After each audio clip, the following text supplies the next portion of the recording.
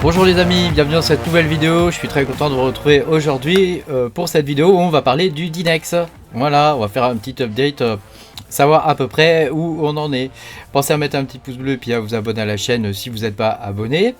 Je vous rappelle que vous pouvez me soutenir en cliquant sur le bouton rejoindre sous mes vidéos. Vous aurez mes vidéos en avance. Voilà, ça fait un moment que je vous ai présenté le Dynex, donc je voulais faire une petite vidéo update, comme on dit, pour vous montrer un petit peu tout ce qui se passe autour de ce projet. C'est quand même c'est un projet assez unique. C'est un ovni, et voilà, je pense que ça vaut quand même le fait qu'on y attarde un petit peu de notre attention.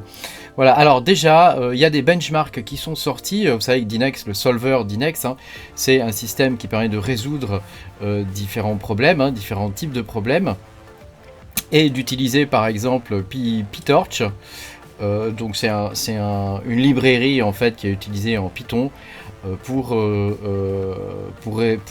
mettre en place des systèmes d'intelligence artificielle, pour entraîner des intelligences artificielles, entre autres.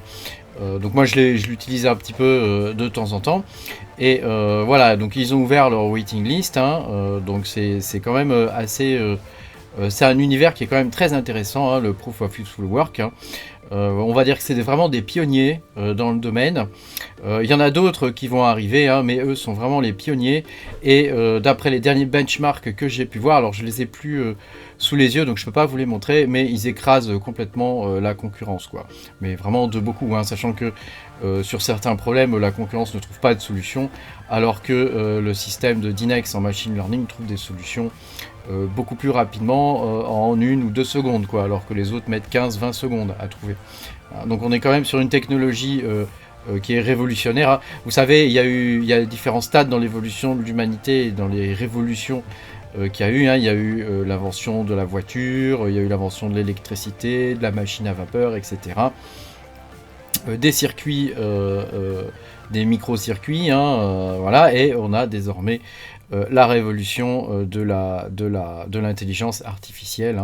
Donc évidemment tout ce qui est lié à l'intelligence artificielle sera extrêmement porteur lors du prochain bull run, c'est une évidence, et Dynex qui permet de faire du machine learning via l'intelligence artificielle est une technologie qui est véritablement révolutionnaire, parce que quand on compare par exemple à BitTensor pour entraîner et pour pouvoir miner sur le réseau, il faut des vrais foudres de guerre, alors que Dynex, de simples rigs de minage suffisent. Donc là, on est vraiment sur quelque chose qui est vraiment décentralisé, en tout cas à ce niveau-là. Il y a une partie quand même, toute la partie Melob et calcul, etc., ça reste quand même centralisé, mais toute la partie blockchain est vraiment décentralisée.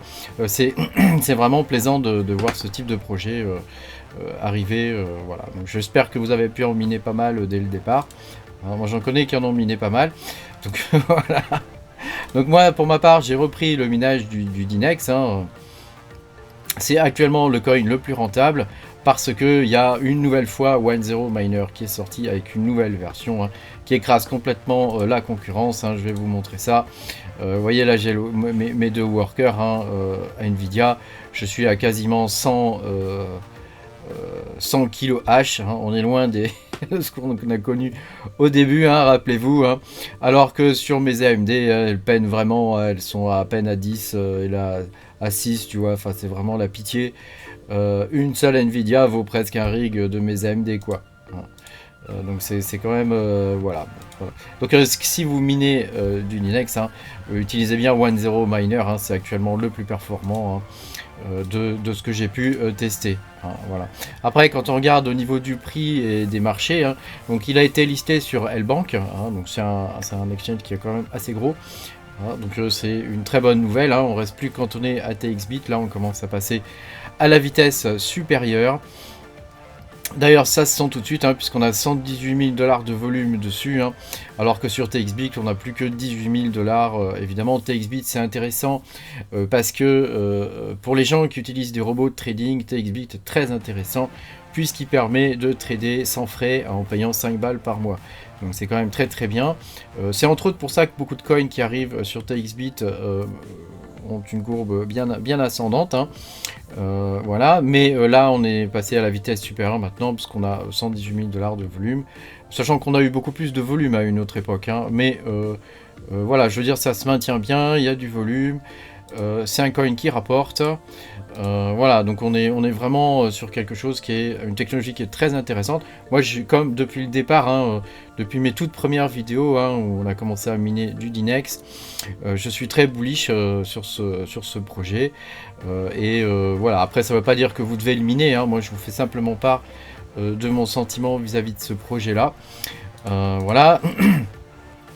Juste une chose à noter, hein, il faut bien utiliser les dernières versions, hein, des miners, hein, SRB en 2.2.28 ou OZ10 miner en version 1.1.3, hein. Là il s'est marqué 1.1.2, mais la dernière c'est la 1.1.3, hein, qui explose tout d'ailleurs. Donc surtout utilisez bien les dernières versions, puisque ils vont dégager les autres miners, hein. Donc c'est un projet qui évolue, hein. Pour ceux qui ont connu le départ, hein, le début a été catastrophique. Ils se sont fait attaquer, enfin ça a été très compliqué de miner ce coin, mais voilà, j'espère qu'un jour on pourra récupérer les fruits de notre labeur, hein. Pensez à utiliser le wallet Qt. Hein, il est très long à se synchroniser. Je vous remontre pas tout ça, hein, j'ai déjà fait des vidéos là-dessus, je vous invite à aller les voir, hein. Mais pensez à utiliser le wallet Qt, hein, parce que le web wallet il est sympa, mais il peut générer des erreurs, parce qu'il y a vous savez, il y a un champ paiement ID, il y a des gens qui ont envie de le remplir et malheureusement les fonds sont parfois perdus si on utilise ce champ. Donc faites bien attention à ce que vous faites. Moi je vous conseille d'utiliser une VM et le wallet Qt, hein, vous êtes tranquille. Vous êtes tranquille. Voilà, merci beaucoup d'avoir regardé cette vidéo. J'espère que j'ai tout dit sur les updates du projet Dynex. Si jamais j'ai oublié des choses, n'hésitez pas à le mettre en commentaire, hein. On essaie de partager entre nous les différentes choses, hein. Et puis pensez à mettre un petit pouce bleu, puis à vous abonner à la chaîne si vous n'êtes pas abonné. Et puis je vous dis à bientôt, hein, pour de nouvelles aventures. Salut!